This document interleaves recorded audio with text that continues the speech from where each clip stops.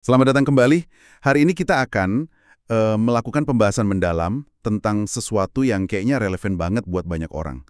Soal melatih atau coaching. Betul.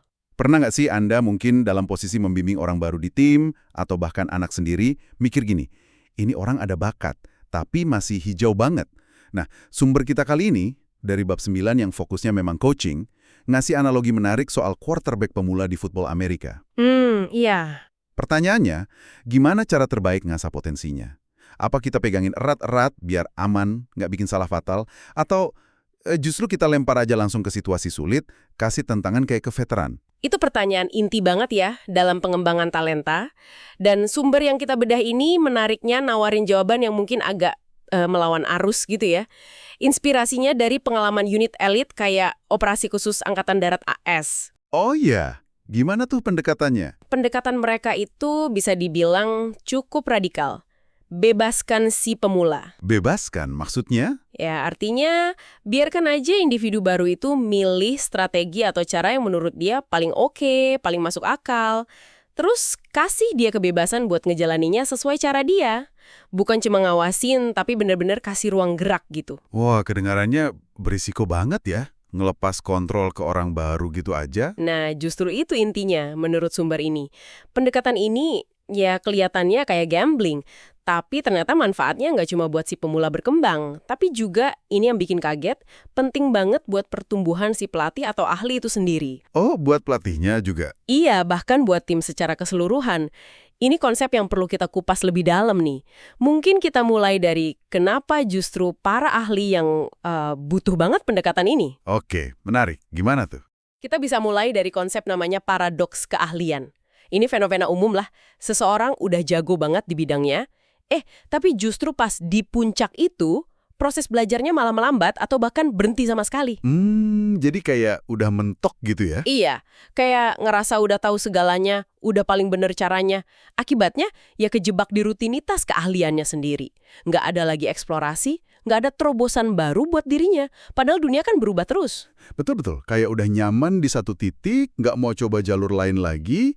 Nah, di sumber kita ada cerita bagus banget soal ini. Dari seorang pilot tempur veteran yang, wah, jago banget lah pokoknya. Oke. Dia ditanya, apa sih rahasianya biar terus jadi lebih baik, nggak stuck gitu? Jawabannya agak gila sih. Dia rutin ngasih kopilotnya yang masih pemula, pengalamannya minim, buat ambil alih kendali pesawat. Diambil alih? Kapan? Justru pas misi-misi paling susah. Pas latihan manuver cuaca buruk atau simulasi hadapin ancaman dadakan gitu. Situasi yang paling kompleks. Wow, itu kan kayak cari penyakit ya. Haha, iya kedengarannya gitu. Tapi ada logikanya ternyata. Metode ini, sebut aja biarin si pemula terbang, itu sengaja memaksa si pilot ahli keluar dari zona nyamannya. Gimana cara kerjanya? Gini, si pemula kan belum punya respons otomatis kayak si ahli. Pas hadapin situasi sulit, ya wajar lah, bikin kesalahan. Pasti itu. Nah, kadang bukan cuma satu salah kecil, tapi bisa beruntun, saling terkait. Sumber kita nyebutnya error chain, rantai kesalahan gitu. Situasinya jadi makin ruwet dan nggak terduga. Oke, jadi kacau gitu ya situasinya. Nah, pas udah kacau gitu, si pilot ahli nggak bisa lagi cuma ngandelin prosedur standar atau refleksnya buat benerin satu-satu. Cara lama dia mungkin udah nggak relevan. Nggak bisa di-undo gitu aja ya. Dia harus merangkul kekacauan yang dibikin si pemula itu. Dia dipaksa ngelihat situasi dari sudut pandang baru, analisa real time, dan yang paling penting, improvisasi cari solusi baru saat itu juga di tengah tekanan. Udah bukan soal ngikutin buku manual lagi. Jadi kayak sengaja bikin jeda realitas ya, biar otaknya kerja keras cari jalan baru. Pilot itu bahkan cerita, dia sengaja nambahin durasi dan tingkat kesulitan situasi pas si pemula pegang kendali. Oh, sengaja ditingkatin? Iya, bertahap.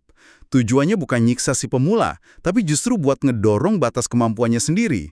Dia pengen tahu sejauh mana dia bisa ngatasin dan belajar dari kekacauan yang bukan dia penyebabnya. Keren banget sih ini. Keren banget. Dan ini nggak cuma di kokpit pesawat kan ya? Ada contoh lain juga disebutin. Benar, prinsipnya sama di banyak bidang.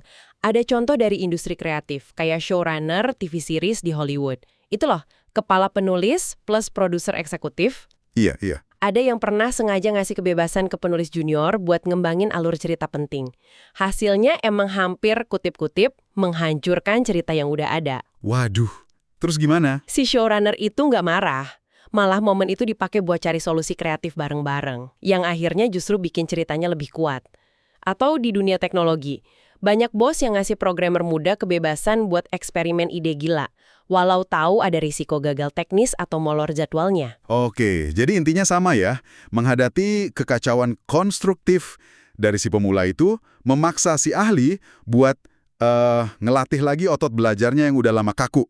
Persis. Ini cara Jitu buat ngelawan stagnasi karena udah terlalu ahli. Bukan cuma nambah ilmu baru, tapi lebih ke memperbarui cara mikir dan respons.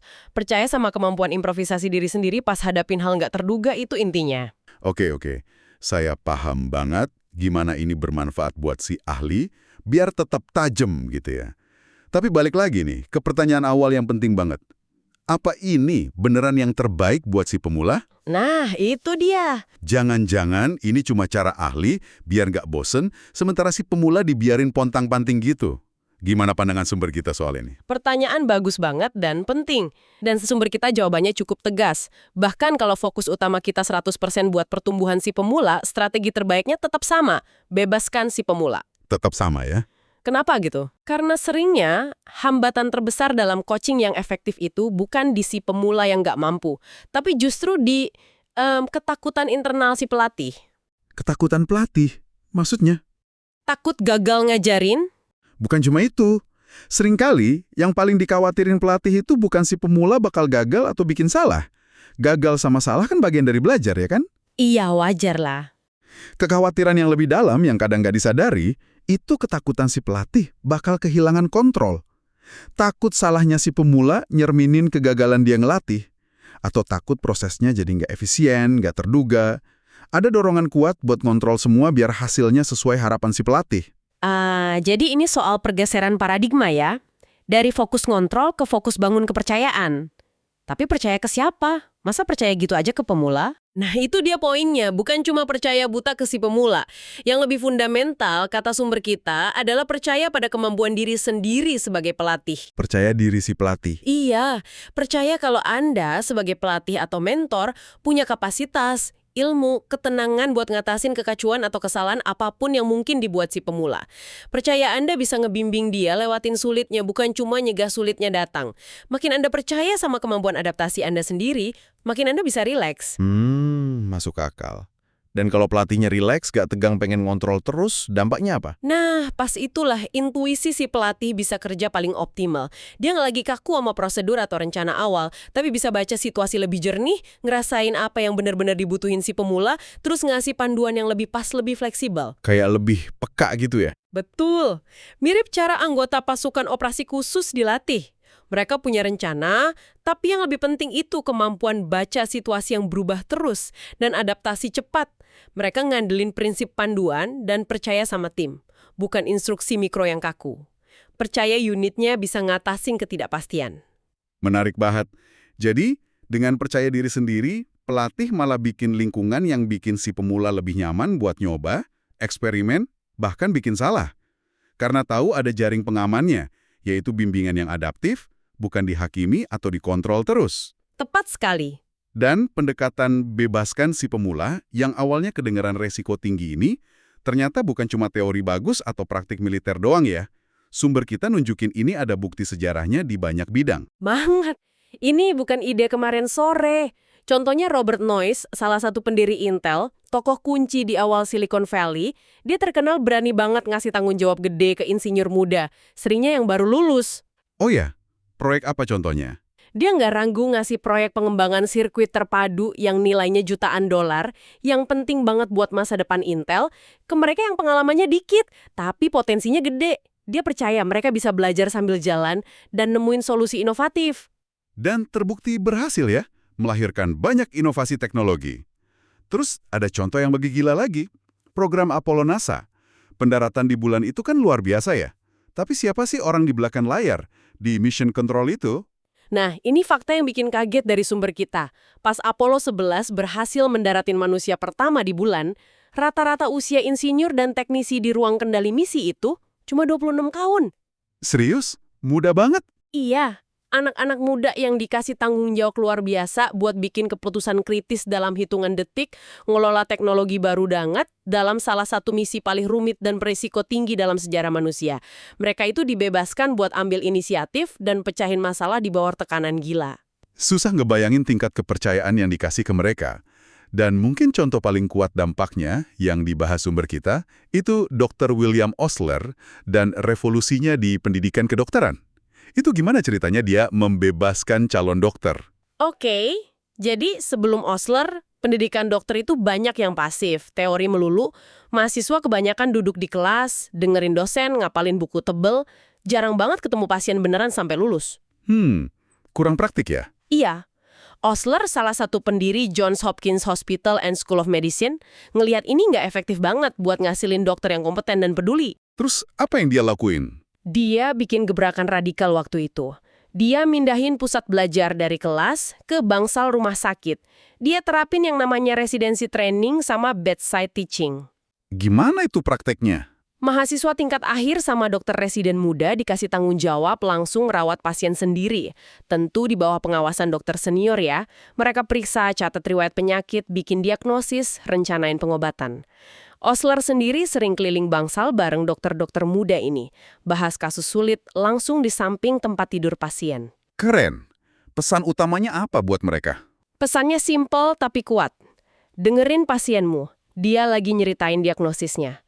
Dia dorong mereka buat ngandelin observasi langsung, pemeriksaan fisik teliti, dan yang penting, intuisi klinis mereka yang lagi tumbuh. Jadi percaya sama pengalaman langsung ya? Betul. Dia percaya pengalaman langsung nanganin pasien dengan segala kerumitan dan ketidakpastiannya, itu guru terbaik. Instruktur senior ada buat ngebimbing, nanya, nantang asumsi, dan jadi jaring pengaman. Intinya, dokter-dokter muda ini dibebaskan buat belajar lewat praktek nyata yang penuh tanggung jawab. Dan dampaknya pasti gede banget ya? Nggak cuma bikin lulusan siap kerja? Jauh lebih gede. Pendekatan Osler ini ngelahirin generasi dokter baru yang nggak cuma jago teknis, tapi juga lebih inovatif, mikir kritis, adaptif. Mereka biasa hadapin masalah yang jawabannya nggak ada di buku. Sumber kita nyebut gimana metode ini ikut andil lahirnya tokoh kayak Frederick Banting, penemu insulin. Wah, penemu insulin. Iya. Secara umum, pendekatan Osler ini dianggap faktor kunci yang modernisasi pendidikan kedokteran dan ningkatin standar perawatan pasien di seluruh dunia. Kontras banget ya rasanya kalau dibandingin sama beberapa kecenderungan sekarang. Di pendidikan, di tempat kerja, bahkan cara ngasuh anak. Kadang fokusnya terlalu ke standarisasi, prosedur kaku, ngukur kinerja yang sempit, kontrol biaya. Betul. Sampai mungkin nggak sengaja malah nutup ruang buat eksplorasi, ambil risiko sehat, dan belajar dari pengalaman nyata yang kadang berantakan itu. Kontras itu kerasa banget. Sumber kita kayak ngingetin kalau efisiensi dan kontrol berlebihan itu bisa jadi malah matiin kreativitas sama potensi jangka panjang. Membebaskan potensi, kayak contoh Osler, Noyce, pilot tadi, seringkali butuh toleransi sama ketidaksempurnaan dan percaya sama proses belajarnya. Oke. Jadi setelah kita urai semua ini, dari paradoks keahlian, dinamika percaya versus kontrol, sampai revolusi Dr. Osler, prinsip bebaskan si pemula ini benar-benar luas ya aplikasinya ya. Bukan cuma buat pelatih football atau instruktur pesawat elit. Jelas. Ini bisa jadi relevan banget buat Anda, para pendengar, dalam peran apapun di mana Anda ngebimbing orang lain. Mau jadi manajer ngelatih tim baru, dosen bimbing mahasiswa, orang tua ngarahin anak, atau bahkan sekedar kolega senior jadi mentor. Tentu saja. Intinya kan soal pemberdayaan. Memberdayakan orang lain itu bukan dengan ngasih semua jawaban atau ngelindungin dari tiap masalah, tapi dengan ngasih Ruang. ruang ya, kuncinya. Ya, ruang buat nyoba hal baru, ruang buat uji ide sendiri, ruang buat bikin salah tanpa takut dihukum berlebihan, dan yang paling penting, ruang buat belajar dari kesalahan itu dan jadi lebih kuat. Ini bukan berarti lepas tangan ya, pendampingan, dukungan, bimbingan strategis tetap penting banget. Tapi fokusnya geser. Fokusnya geser dari ngontrol detail ke fasilitasi gambaran besar. Dari mendikte, jadi memandu. Dari nyegah salah, jadi bantu ambil pelajaran dari kesalahan. Ini cara yang terbukti ampuh menurut sumber kita dan sejarah buat ngeluarin potensi terbaik orang lain. Dan juga potensi diri sendiri sebagai pembimbing ya. Dan, kayak cerita pilot ahli tadi, ini juga cara efektif buat terus nantang dan ngembangin potensi terbaik diri Anda sebagai pembimbing. Jadi, ini jalan dua arah buat tumbuh bareng. Sip. Jadi kalau kita simpulkan inti pembahasan mendalam kita kali ini, kayaknya gini ya. Coaching atau pelatihan yang benar-benar efektif, yang bikin tumbuh terus dan inovatif, baik buat yang dilatih maupun pelatihnya, itu bukan soal megang kendali sekenceng-kencengnya. Justru sebaliknya. Manusia. Gitu kali ya? Nah, sebagai pemikiran penutup nih buat Anda bawa pulang, mungkin Anda bisa renungin. Di area mana dalam hidup Anda sekarang, entah pas lagi ngebimbing orang lain, atau mungkin pas Anda sendiri lagi dibimbing atau belajar hal baru, Anda bisa coba terapin prinsip bebaskan si pemula ini. Refleksi yang bagus. Coba ingat-ingat lagi pengalaman Anda. Kapan Anda ngerasa benar-benar dikasih percaya dan ruang buat tumbuh, walau mungkin bikin salah di awal. Gimana rasanya? Sebaliknya, kapan Anda ngerasa terlalu dikontrol, dibatasi, sampai potensi Anda nggak keluar semua? Atau dari sisi sebaliknya ya? Atau dari sisi lain, kapan Anda mungkin nahan diri buat ngasih kebebasan gitu ke orang yang Anda bimbing, mungkin karena khawatir. Coba bayangin, gimana hasilnya bisa beda kalau Anda atau pembimbing Anda berani ngambil langkah buat lebih membebaskan. Potensi baru apa yang bisa kebuka? Itu aja mungkin untuk pembahasan kita kali ini.